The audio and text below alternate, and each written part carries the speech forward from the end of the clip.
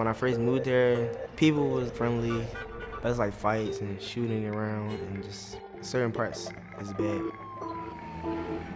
In neighborhoods like this, it's really hard to have the healthy foods available. You grow up and the only available food sources you know are your local corner store or whatever's in your area.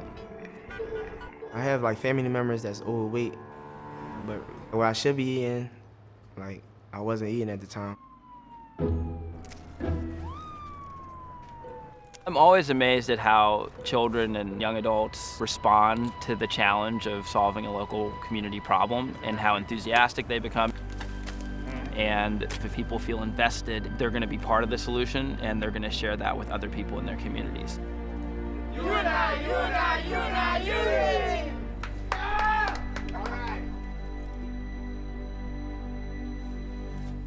Hi guys, so what do we have going on out here to harvest? Dante, go ahead. We have Swiss chard. All right, so When I was younger, I did some things I wasn't supposed to. I got into a fight, and I got locked up for it in 8th grade. you want dino kale?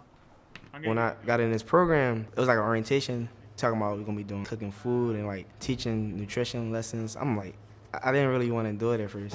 You want your collard? I wasn't used to eating these foods. Okay, grab a harvest knife.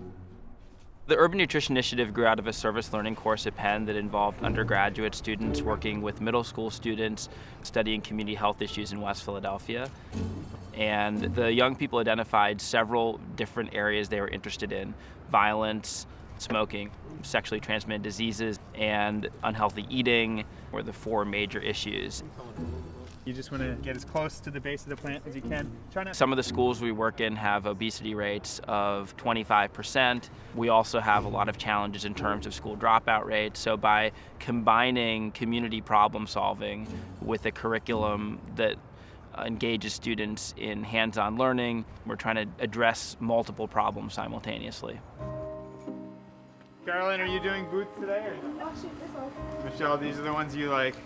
Having a simple task, planting seeds, putting them in the ground, and then tending them through maturity and then harvesting them is a really great lesson, I think, that transcends, farming and gardening.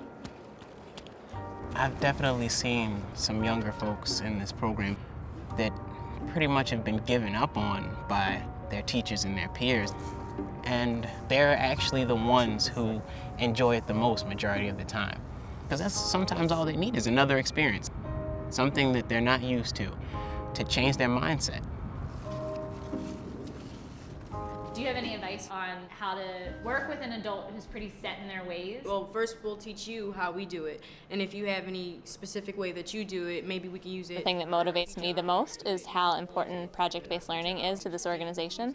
Sitting down with the kids and helping them to think through the obesity problem or inequalities in food access, and then saying, well, what do we do? Tell them what you think they would change. We involve the students in every aspect, starting with the problem and researching that and thinking through their personal experiences. We did it ourselves. Asking the kids, how many of you know somebody who's had type 2 diabetes? How many of you know somebody who's overweight? How many of you ate a vegetable today? Our students learn the ins and outs of gardening, everything from ordering seeds to planting the garden, actually what it takes to grow food and what it takes to grow food without chemicals. And then they teach the skills that they've learned to their community. How are you guys? We're gonna make crepes today, and we're also gonna talk about the challenges that we experience when we're trying to eat healthy food at home. We have places like the Haddington Health Center that we work with where we go and take over their waiting room and the teens teach a lesson to adults. Let's get this thing rolling. I think that the skill that I've gained from this is leadership. It's something that I was scared to do, and now I'm just so excited to just take leadership because I feel proud of myself because it's like I face my fear. I'm pouring this 4 times, right? The first time I started teaching to adults, like you get scared, a little, you get nervous. And that's okay if it's messy. But they're really interested that we know so much about maybe things that they don't know about. Good. Perfect. Take your knife and go like this and do something called the paper cutter. Juice is pretty much the same Right. thing as soda, same amount of sugar. Right. Try to put more like water in your juice and stuff like that so you can Not get used needed. to it. Right. Right. Specifically for food, don't say the N-word, nasty. Or y'all can add more Italian seasoning as much as you want. They're really surprised when the stuff we cook is good. And when you get a good response, you just want to keep doing it and just being better. Even though we're thinking about food and nutrition, we're using that as a vehicle to empower teens so that they can be agents of change in their community. We want those teens to be able to take that I can make change attitude with them wherever they go.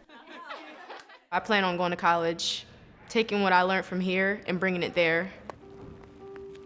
I started knowing who I was, like just changing my life around, getting good grades, I'm eating healthier.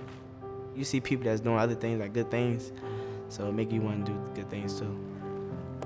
I think young people just love doing things that are important, and this is something that feels important to them. They get positive feedback from teachers, they get positive feedback from their parents, and it makes the whole school experience more relevant. And that's a fun thing to be part of. As we're closing up the garden, this is one. It goes way beyond cooking and helping the neighborhood with obesity problems. It's also a personal thing. I have no clue what I'd be doing if I wasn't a part of this. I don't even really want to think about it, but I mean, I'm just that thankful to be a part of this. It's changed my life by far.